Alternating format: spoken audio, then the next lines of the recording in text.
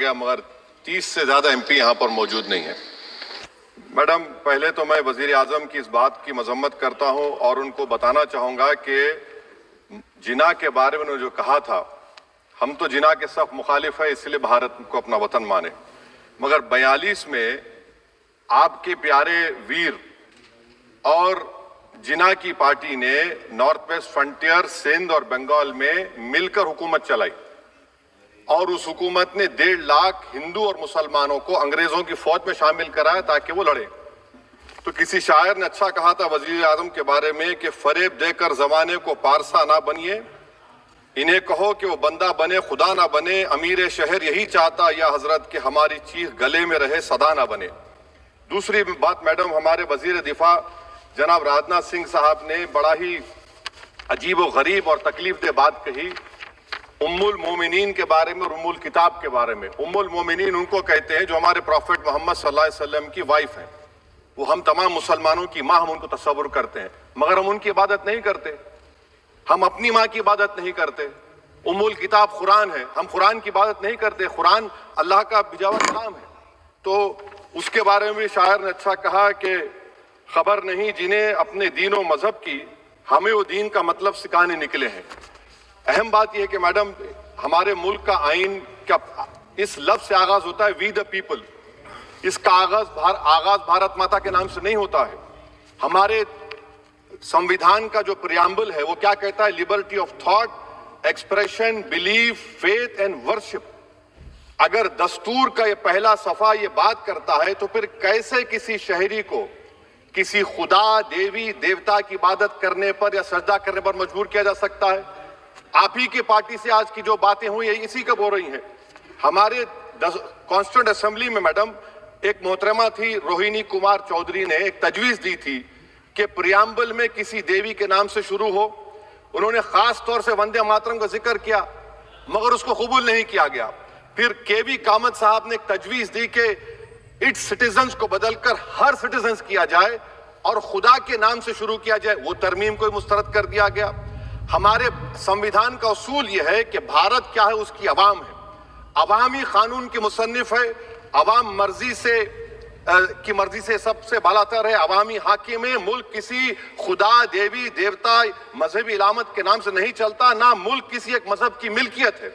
اسی لیے بابا صاحب امبیڈکر نے کیا کہا تھا؟ انہوں نے مدر انڈیا کے نظریے کو مسترد کیا۔ بابا صاحب نے ایک نئی اصطلاح وضع کر دی اور کہا کہ بھکشت بھارت، یہ بابا صاحب امبیڈکر نے کہا۔ اب میڈم، اگر مذہبی آزادی اس آئین کا بنیادی اصول ہے تو سوال یہ پیدا ہوتا ہے کہ اس وقت ہمارے جو کانسٹیٹیوئنٹ اسمبلی کے پریزیڈنٹ تھے جناب راجندر پرساد صاحب نے کس بنیاد پر وندے ماترم کو قومی ترانہ قرار دیا؟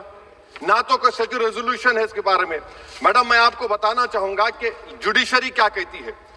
بیجو ایمینول کیس ہے 1986 کا، جس میں جیہوا وٹنس نے کہا کہ میں نیشنل اینتھم کے وقت کھڑے رہوں گی، پڑھوں گی نہیں۔ سپریم کورٹ نے کہا کہ اس نے کوئی گناہ نہیں کیا۔ وہیں ایک 2017 کا کیس ہے اشونی اپادھیائے کا کیس سپریم کورٹ کا، انہوں نے کہا گائیڈ لائنز دیے جائیں وندے ماترم پر، سپریم کورٹ نے نہیں کہہ دیا۔ پھر آپ آ جائیے madam, prevention of insult act national 1971، اس میں نیشنل سانگ نہیں ہے، صرف نیشنل ایمبلم اور آپ کا نیشنل اینتھم ہے۔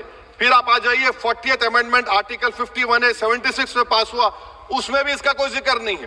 میڈم، میں آپ کے سامنے بتانا چاہوں گا کہ ہمارا بھارت ایک اس کا مجموعہ کیا ہے، اس میں ہندو ہے، مسلمان ہے، سکھ ہے، عیسائی ہے، جین ہے، ایتھسٹ ہے، محنت کش ہے، کسان، غریب، مظلوم اور دلت ہیں۔ مگر اگر جو تقاریر آج ہم نے یہاں پر سنی اور باہر جو سنتے ہیں، اگر بھارت کو دیوی کہنے اور اس کے آگے سجدہ کرنے تو دراصل قوم پرستی کو، وطن سے محبت کو مذہب میں تبدیل کر رہے، اور پھر یہاں پر بول رہے کہ اگر بھارت میں رہنا ہے تو وندے ماترم گانا پڑے گا۔ بھائی، یہ تو سمویدھان کے خلاف ہے، سپریم کورٹ کے ججمنٹ کے خلاف ہے۔ اگر وندے ماترم میڈم قومیت کا معیار ہے تو پھر سوال یہ ہے کہ حضرت موہانی کی قومیت کیا تھی جس نے انقلاب زندہ باد کا نعرہ دیا؟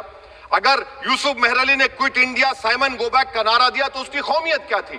اگر حیدرآباد سے مولوی علاؤالدین جو مکہ مسجد کا پہلا مجرم ہے کالا پانی میں، اور طوطے باز خان جو مار کر لاش کو لٹکا دیا گیا تھا حیدرآباد میں 8 دن تک، اس کی قومیت کیا تھی؟ اگر عنایت اللہ کافی جو جہاد کا فتویٰ انگریزوں کے خلاف دیا مراد آباد میں، جب ان کو 2 دن میں پھانسی کی سزا دی گئی، اور جب پھانسی کی سزا کے بعد جا رہے ہیں تو عنایت اللہ مولانا کافی کی زبان پر کیا تھا؟ وہ رسول اللہ ہمارے پروفٹ کی نعت پڑھ رہے تھے. کیا پڑھ رہے تھے؟ کوئی گل باقی رہے گا نہ چمن رہ جائے گا، پر رسول اللہ کا دین حسن رہ جائے گا. تو ان کی قومیت کیا تھی؟ مالٹا کی جیل میں محمود الحسن، حسین احمد مدنی 6 مہینے مالٹا کی جیل کی گراؤنڈ میں پڑے رہے. ان کی قومیت کیا تھی؟ علامہ فضل حق خیر آبادی کا وہ سیل کالا پانی کا پکار کر ان سے پوچھ رہا ہے جو وہیں پر مر گئے، خبر وہاں پر ہے، بتاؤ میری قومیت کیا تھی؟ میڈم میں ایک مسلمان ہوں، میں اسلام کو ماننے والا باوقار انسان ہوں، اور میرے مذہب کی بنیادی تعلیم توحید ہے. لا الہ الا اللہ، نہیں ہے کوئی خدا سوا اللہ کے. اور قرآن میں اللہ کیا بول رہا؟ ایاک نعبد و ایاک نستعین، تم میری عبادت کرو، مجھے مانو. مجھے کہاں سے مل رہا؟ آرٹیکل 25 سے مل رہا ہے. مجھے کہاں سے مل رہا ہے؟ Liberty of thought, expression, belief, faith and worship سے مل رہا ہے. تو اس کو جوڑنا یہ بہت ہی خطرناک ہوگا. اور ہمارے پروفٹ محمد صلی اللہ علیہ وسلم جب مدینے کو گئے تو انہوں نے اس وطن کے لیے دعا کی، کہا کہ اللہ مدینے کی محبت ہمارے دلوں میں اور اضافہ کر دے، مکے سے زیادہ کر دے.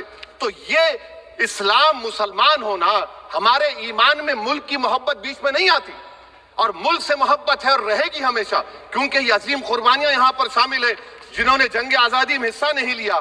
آج اگر وہ وطن کی محبت کا درس دیں گے تو بڑا غلط ہوگا. میڈم میں آپ کے سامنے ایک چیز پڑھوں گا. 1937 رابندر ناتھ ٹیگور نے لیٹر لکھا سبھاش چندر بوس کو. میں صرف کسی نے نہیں پڑھا. یہ کیا کہا ٹیگور صاحب نے؟ But parliament is a place of union for all religious groups and there the song cannot be appropriate. When Bengali Muslims show sign of stubborn fanatism, we regard it as intolerable. When we too copy them and make unreasonable demands, it will be self-defeating. یہ میں اس کو لے کروں گا. Madam آپ دیکھ لیجئے. پھر دوسری طرف میڈم آپ آ جائیے. میں یہاں پر بیٹھ کر جتنے تقاریر یہاں پر ہوئے سب جن گن من پہ تنقید کیے. تو میڈم مجھے یہ کہنا پڑے گا کہ جن گن من پر آپ لوگ اتنی تکلیف کیوں اٹھا رہے ہیں؟ آخر اتنی تکلیف کیوں ہے؟ تو میں جب جا کر دیکھا تو مجھے 28 دسمبر کا آرگنائزر میگزین کا آرٹیکل ملا جس میں آرگنائزر لکھتا ہے کہ what is the moral sanction behind government choice of Jan Gan Mana except that it can be made an item of entertainment at the sumptuous parties thrown by government officials. آپ بتائیے اس کا بولیں گے آپ؟ اور پھر اس کے کائنڈ کیسا کرتے ہیں؟ It will mean we cannot love our motherhood. Madam, please. It will mean that Vande Mataram is buried alive with the word Jan Gan Mana on the tombstone. For the tomb will also be of Jan Gan Mana of the will of the people. اس پر آپ کیا بولیں گے؟ Madam میں آپ کو یہ بتانا چاہ رہا ہوں کہ وطن کی محبت ہمارے لیے بہت اہم ہے. مگر یہ بتائیے ہم کو کہ ابھی میڈم یہاں پر آنند مٹھ کے بارے میں بہت کچھ کہا گیا.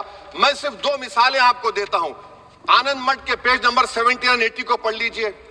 اس کے بعد سناتن جہاں مسلمانوں کے گھر پاتے تھے انہیں آگ لگا دیتے تھے. آپ پیج نمبر 98 پڑھیے. ہمیں صرف ان مسلمانوں کو جڑ سے ختم کرنا ہے کیونکہ خدا کے دشمن بن چکے ہیں. پھر آپ پیج نمبر 115-16 دیجئے. پھر مختلف علاقوں میں مسلمانوں کو سزا دینے کے لیے بھیجے جاتے، جہاں مسلمان آبادی نظر آتی جلا دیا جاتا. پھر آپ دیکھ لیجئے میڈم صفحے نمبر 120 پیج 120 بنکم لکھتے ہیں کہ صنعتیوں کو معلوم نہیں تھا کہ انگریز ہندوستان کو نجات دلانے والے ہیں. یہ آپ کیوں کر رہے ہیں؟ اب آپ میڈم میں آپ کو پیپرز دے کر دوں گا. میڈم بھارت میں ہماری آزادی اس لیے آئی اور برقرار رہی کہ ہم نے ملک اور مذہب کو ایک چیز نہیں بنایا. ہم نے اعلان کیا کہ ہماری ملک مختلف طبقات مذاہب پر مشتمل ہے. ہمارے مشترکہ تقدیر ہماری قومیت کا سرچشمہ ہے. یہ خاص زبان ثقافت مذہب نہیں ہے.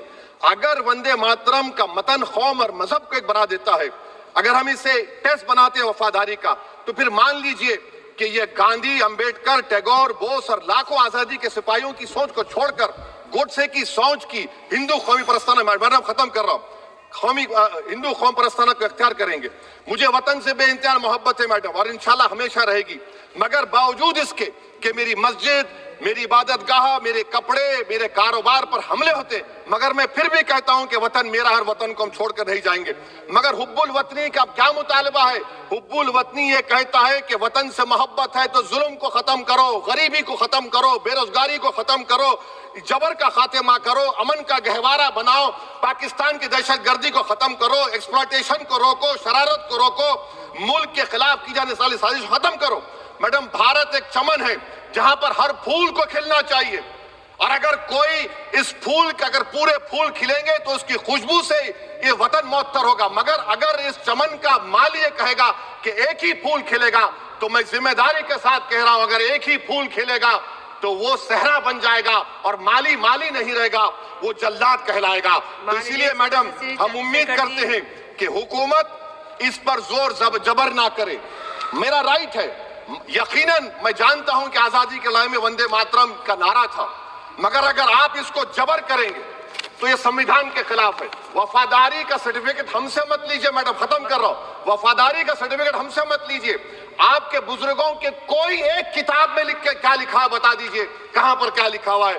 تو میڈم میں اس شعر پر اپنی بات کو ختم کر رہا ہوں میڈم، میں اس شعر پر اپنی بات کو ختم کر رہا ہوں میڈم، میں اپنی بات کو ختم کر دیتا ہوں میڈم، کیونکہ آپ بہت جلدی میں ہیں کہ بھارت زندہ باد، ہندو مسلمان زندہ باد، دلت زندہ باد، عیسائی زندہ باد، آدیواسی زندہ باد، جو کسی خدا کو نہیں مانتے وہ بھی زندہ باد، اور میڈم سب پچھڑا سب آ گیا اس میں۔ تو ہم امید کرتے کہ اس روح کو آپ سمجھیں گے اگر آپ صرف اپنی آئیڈیالوجی کو لے کے چلیں گے۔ اور آخر میں میڈم جناب بنکم چندرا صاحب کے بارے میں آپ کے سامنے ڈاکیومنٹ لے کر رہا ہوں کہ انہوں نے بی اے کا ایگزام پاس نہیں کیا تھا، 7 مارکس سے فیل ہو گئے تھے، یہ بھی رکھ رہا ہوں۔ تو آپ جس کا لٹریری جائنٹ بتا رہے یہ نہیں ہے۔ بہت بہت شکریہ۔ धन्यवाद सभापति महोदय।